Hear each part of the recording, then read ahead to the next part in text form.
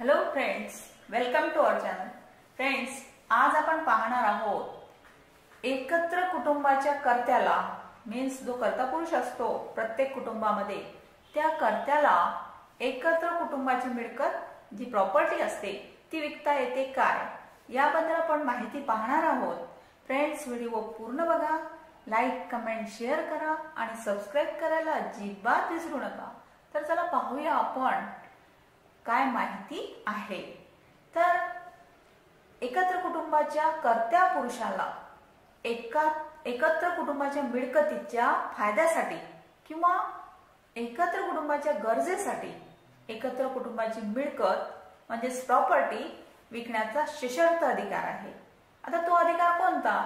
तर खालील दिलेल्या काही कारणासाठीच त्याला एकत्र कुटुंबाची प्रॉपर्टी विकता येते अथवा गहाण ठेवता येते. आता अशा कारणांसाठी केलेले हस्तांतरण मीन्स ट्रान्सफर सहहिस्सेदारावर बंधनकारक असते.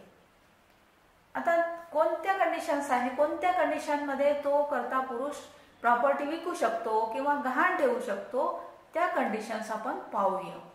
तर नंबर 1 वर आहे सरकारी कर किंवा कुटुंबावर असलेले कर्ज फेडण्यासाठी तो कर्ता पुरुष प्रॉपर्टी विकू शकतो किंवा गहाण ठेवू शकतो.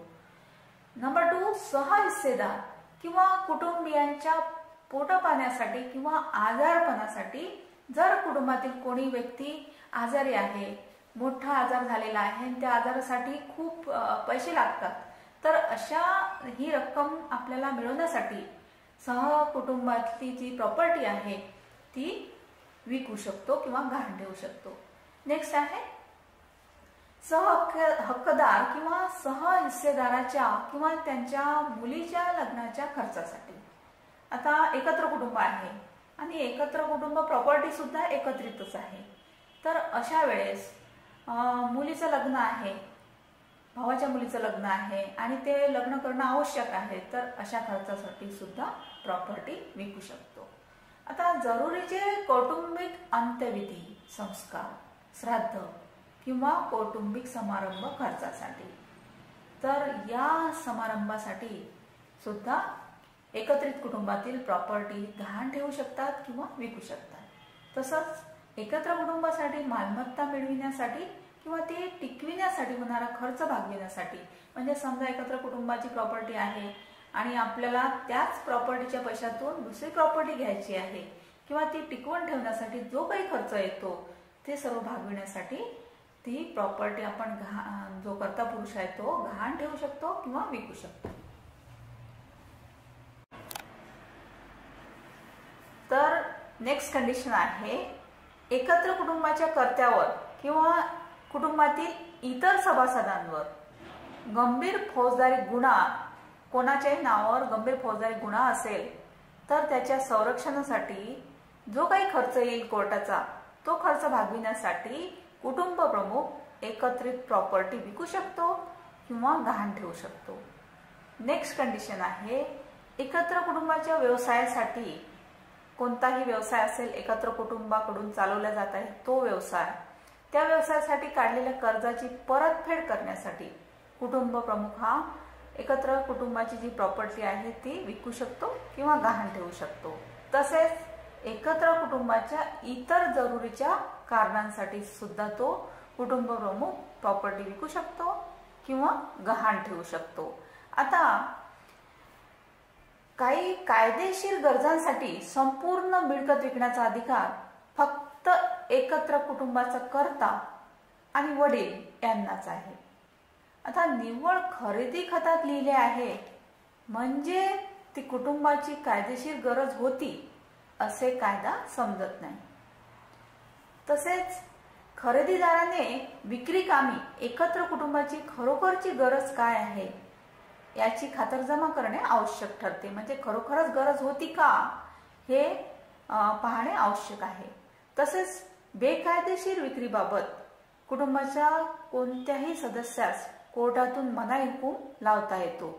म्हणजेच बेकायदेशीर विक्री होत आहे, कोणाची संमती नाही, घरातल्या कोणत्याच कुटुंबातील सदस्याची संमती नाही आहे एकत्रित कुटुंबाची प्रॉपर्टी विकताना, तर अशा वेळेस कुटुंबाचा कोणताही सदस्य कोर्टाकडून स्टे मागून त्या प्रॉपर्टीवर मनाई हुकूम लावू शकतो। तर या कामी आता हेतू महत्वाचा असतो की कोणता हेतू आहे, हेतू चांगला आहे की वाईट आहे। तर वडिलांना विशेषाधिकार असतात, घरातील कुटुंब प्रमुख जे वडील असतात त्यांना विशेषाधिकार असतात। तर विशेषाधिकार कोणते? तर एकत्र कुटुंबाची मिळकत किंवा ज्या मिळकतीत मुलांचा किंवा मुलांच्या मुलांचा हिस्सा आहे अशी एकत्र कुटुंबाची मिळकत विकण्याचा, गहाण ठेवण्याचा विशेषाधिकार वडिलांना आहे।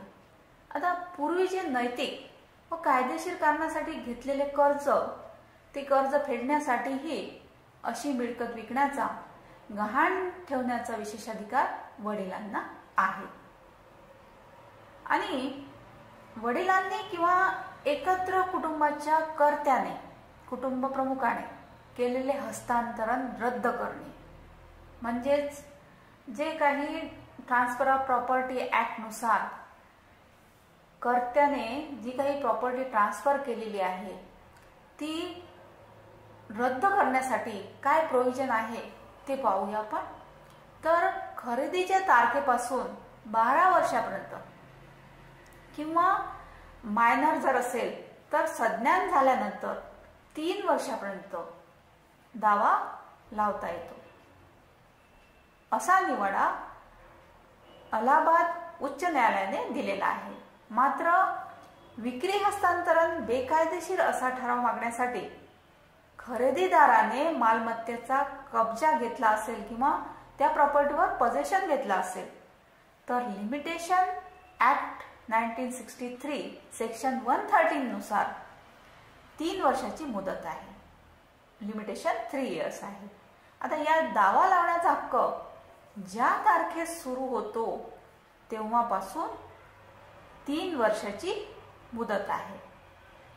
तर फ्रेंड्स, हे होते कुटुंब प्रमुख प्रॉपर्टी केव्हा विकू शकतात किंवा गहाण ठेवू शकतात याबद्दल सर्व माहिती। थँक्यू।